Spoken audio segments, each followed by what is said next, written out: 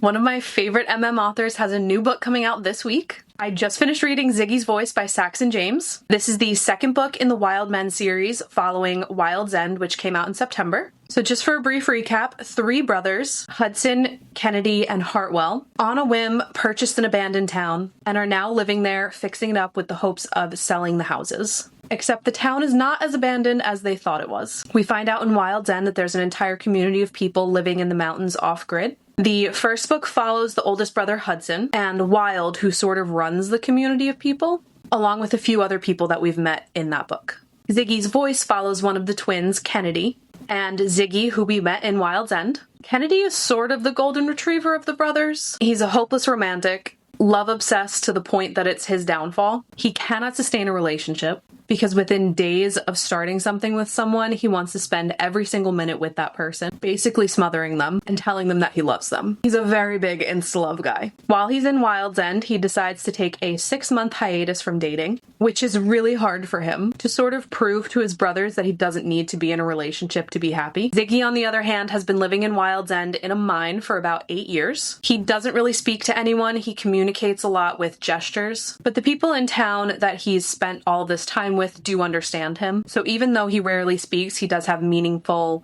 interactions with them and relationships with them. In the first book, when we're introduced to Ziggy for the first time, there's a bit of an altercation between Ziggy and Hudson, where Kennedy steps in and kind of bonds with Ziggy, in the sense that he feels protective of him and tries to become his friend. Since then, Ziggy has been helping the brothers do all of the electrical for the homes, and as a result has been spending a lot of time with Kennedy, which he is not complaining about because we do find out in Ziggy's first chapter that he has a major crush on Kennedy.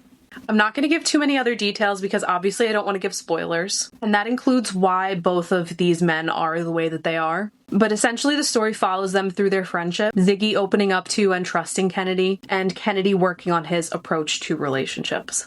Saxon James can do no wrong. I absolutely loved this book. Ziggy and Kennedy are both the sweetest, and I absolutely love them together. There's also a sneak peek for who book 3 is going to be about at the end of this book. And I'm not gonna lie, I was very surprised, but I also can't wait for that book either. I did receive this as an ARC, so thank you so much to Saxon James and Wilde PR for sending this to me.